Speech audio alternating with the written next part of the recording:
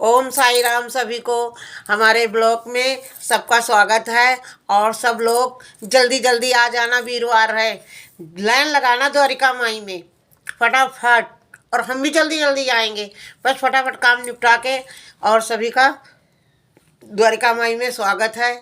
बाबा सबको आशीर्वाद देंगे। और हमारे यहाँ संध्या हो रही है, तो सभी को मैं अपनी तरफ से कह रही हूँ, सब लोग उसमें शामिल होना। जितने लोग लुधियाना में हैं और जहाँ से हैं, सब लोग आने का प्रयास करना। हमारे एवरीवन, ओम साई राम, गुड मॉर्निंग। स्वागत है आप सभी का हमारे न्यू ब्लॉग में। कैसे हैं आप लोग? आई होप आप सब बहुत अच्छे होंगे। और आज है गुरुवार, तो आप सभी को गुरुवार की ढेर सारी शुभकामनाएं। हैप्पी थर्सडे, शुभ गुरुवार। तो आज मैं बाबा की पूजा शुरू करने जा रही हूँ, तो मैंने सोचा आप लोगों को भी पूजा में शामिल कर लेते हैं। तो आइए, बाबा को अभी तो बाबा ने स्नान नहीं किया। मैं आपको बाबा के स्नान के बाद दर्शन कराऊँगी।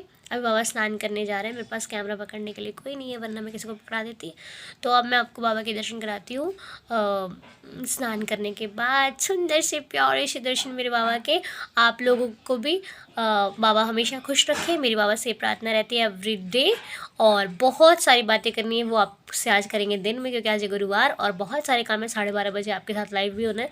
और बहुत सारी बातें भी करनी है, वो आगे व्लॉग में करेंगे। क्या है क्या नहीं है, सारी बातें शेयर करेंगे। लेकिन उसके लिए आपको बने रहना है पूरे व्लॉग में, स्किप नहीं करना, मिस नहीं करना। बने रहिए व्लॉग में। मिलते हैं आपसे थोड़ी देर के बाद। जय जय साई राम।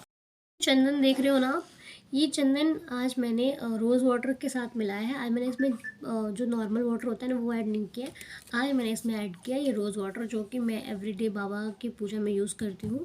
बाबा के जो स्नान जल होता है उसमें भी डाल सकते हो आप, ऐसे चंदन में भी लगा सकते हो। तो बहुत अच्छा महकता है, इतना प्यारा, मतलब इतनी अच्छी खुशबू आती है ना कि मैं क्या ही बताऊँ, सच में बहुत अच्छा लगता है। तो और उसके बाद बाबा के जो वस्त्र होते हैं उस पर आप इत्र लगाइए। इत्र लगा के बाबा को पहनाइए। मेरे पास एक ऐसा परफ्यूम भी है, ये मैं बाबा के उसमें डालती हूँ।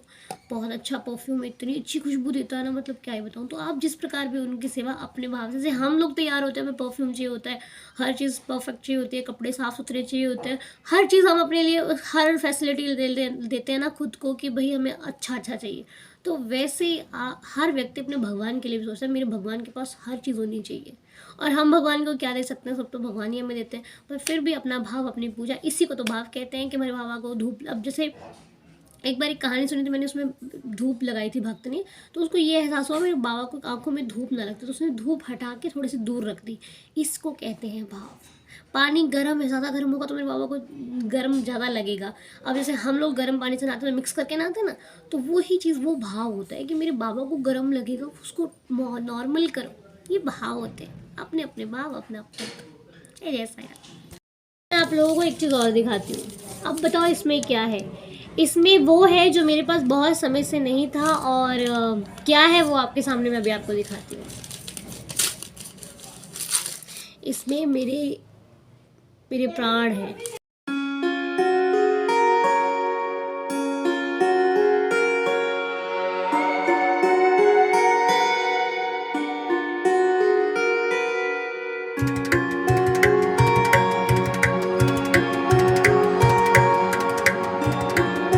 तो लीजिए, करिए बाबा के गुरुवार को दर्शन। गुरुवार को बाबा हमेशा मैं येलो ही पहनाती हूँ बाबा को, पता नहीं मुझे अच्छा लगता है गुरुवार को येलो खुद भी पहनना और बाबा को भी पहनाना। तो बाबा बहुत प्यारे लग रहे हैं। इतने दिनों के बाद जब बाबा से मिले ना, तो ऐसा लग रहा था पता नहीं मैं कितना टाइम हो गया बाबा से मिली नहीं हूँ। बट सच में बाबा का नूर ही गजब का होता है गुरुवार को। पूजा के बाद, बाबा के दर्शनों के बाद, अब हम आपको खिलाने जा रहे हैं पोहा।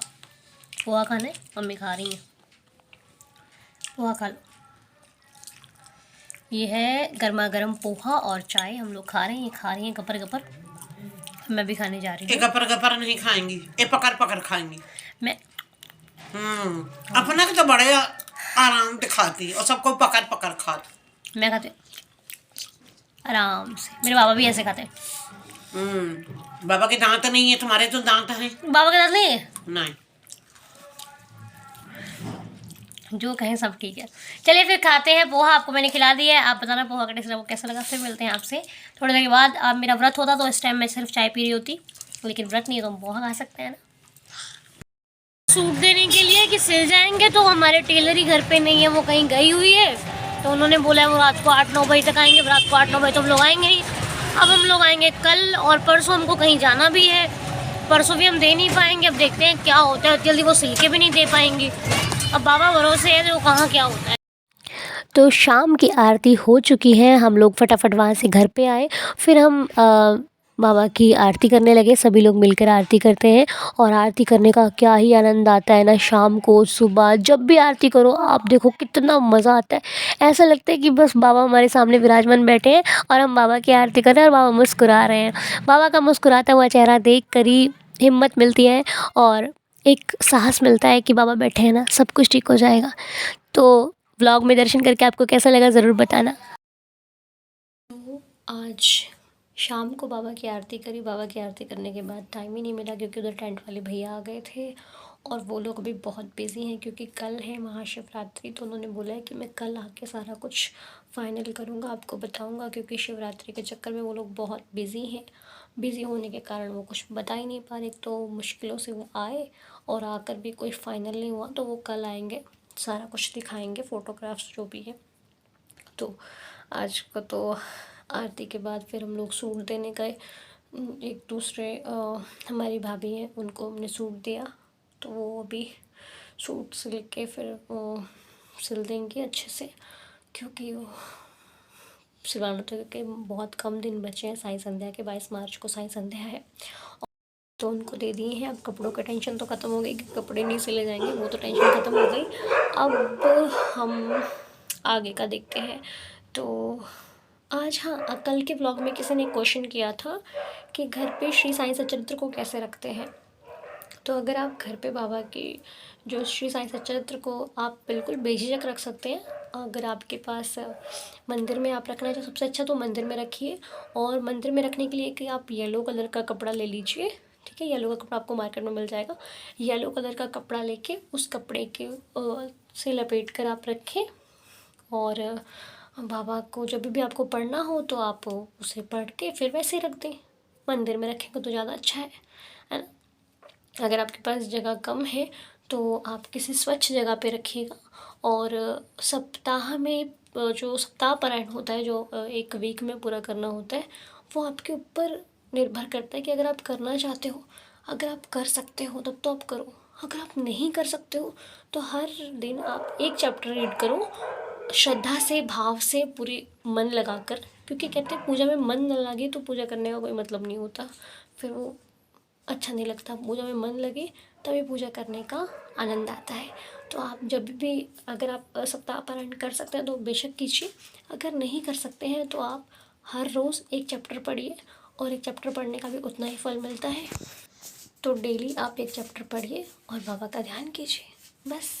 साईं बाबा ने कभी किसी को नहीं रोका किसी चीज़ को करने के लिए, कुछ नहीं कहा कि ऐसे करो वैसे करो। ये हमारे भाव है, जिस प्रकार आप करना चाहें कर सकते हैं।